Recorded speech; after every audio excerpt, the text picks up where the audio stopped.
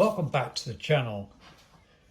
I'm concentrating my efforts now on the turntable here, which is the Transporter Wagon turntable that you saw right in the first video when I was making the plastic turntable. Had various layers. I'll show you what it looks like underneath. I'll just undo this screw. The screw is set in a piece of brass tube, which again is set into the layout. And the brass tube is, I put a thread in it, a 10BA thread. I'll lift it out. So simple, really. There's the plastic disc. There is the tube set in.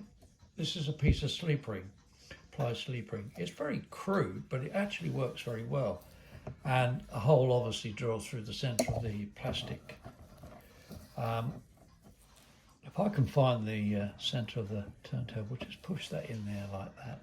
And you can see this is just a hexagon-headed bolt with a washer on the top.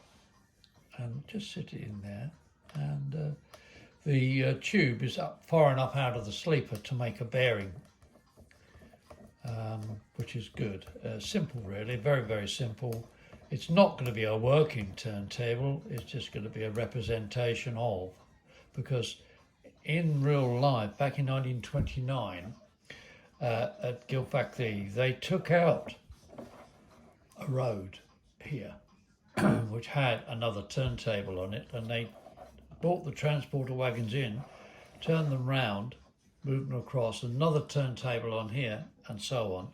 But they took it all out.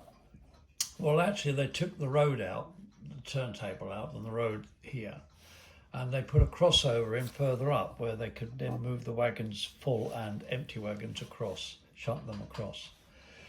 But what I'm concentrating on now is detailing up the chairs, these brand bright chairs, which I have to say I absolutely love. It makes a pleasant change to use a proper chair rather than and I'm not knocking Pico, they're very, very good, and they serve a very good purpose, particularly out in the garden. But on this particular model, I think, and on this layout, I'm going to be using brand bright chairs because I just happen to think they look rather nice. And if I swing round, you'll see what I mean.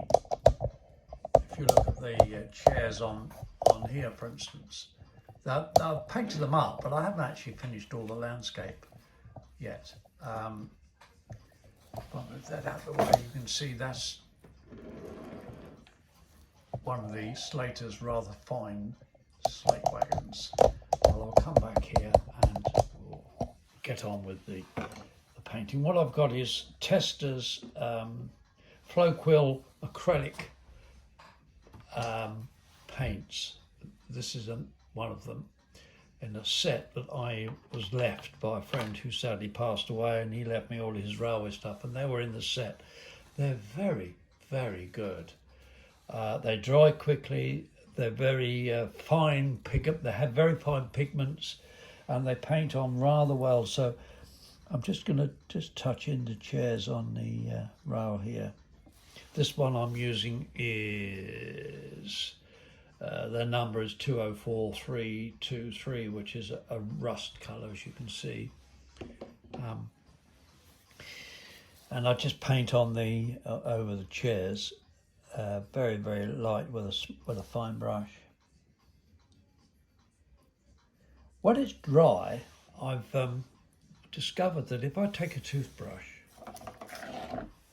and paint across, because this here is that decorative plaster, where I've cleared it away from these chairs, which I haven't done up here yet, which I will be doing at a later date, just by brushing with a toothbrush over the painted chairs, you get that sort of weathered, not newly painted look, that weathered and well worn and used look, that sort of natural appearance, which I quite like, to be honest. I'm not a great lover of pristine models, although they are very nice, but they come sort of unnatural. They become unnatural to me. They look as if they are what they are. They look like a model rather than the real thing. And I'm trying to get realism. Hopefully you'll be able to see and follow that ideal.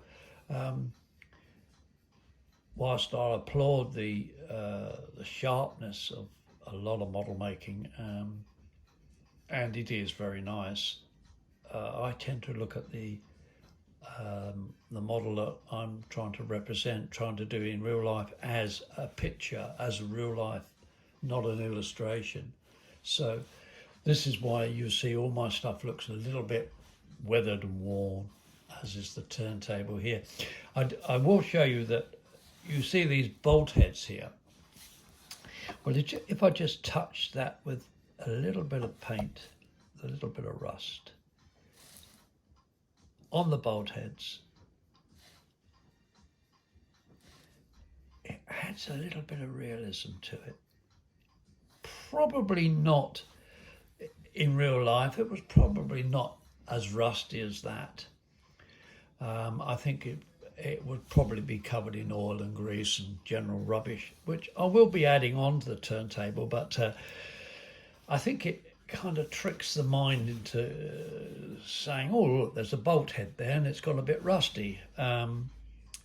So that's the way I work, really, and the way I look at things. I think it works. It certainly worked on my other layout, which was Melon Flecky.